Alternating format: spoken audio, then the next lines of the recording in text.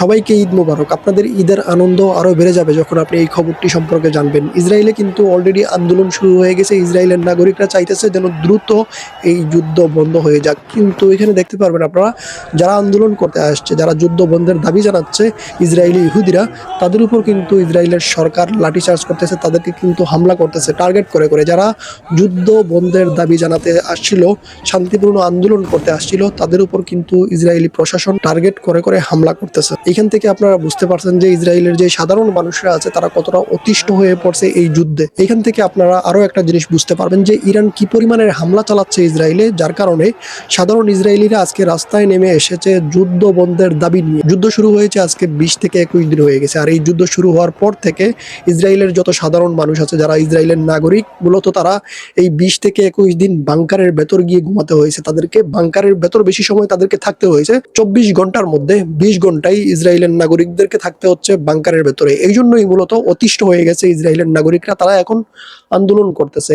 Iran, Israel, Lebanon, এই যুদ্ধগুলো যেন অতি দ্রুত বন্ধ করা হয় ইসরায়েলের প্রশাসনের কাছে আর ইউএস প্রশাসনের কাছে তারা অনুরোধ করতেছে।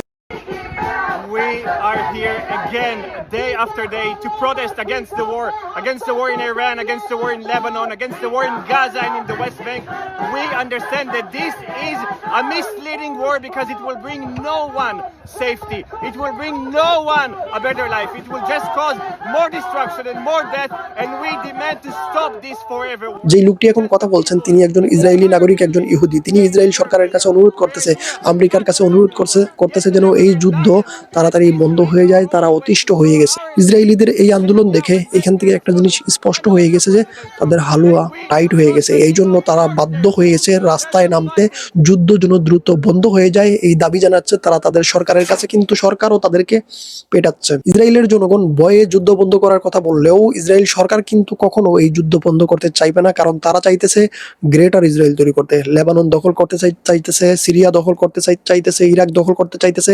মুসলিম এই দেশগুলোকে দখল করে তারা তৈরি করবে গ্রেটার ইসরায়েল। মূলত এই টার্গেটেই কিন্তু ইসরায়েল এখন যুদ্ধ চালিয়ে যাচ্ছে। তারপরও ইহুদিরার এই আন্দোলনটা দেখার পর শান্তি পাইছি, কলিজায় অনেকটা শান্তি পাইছি।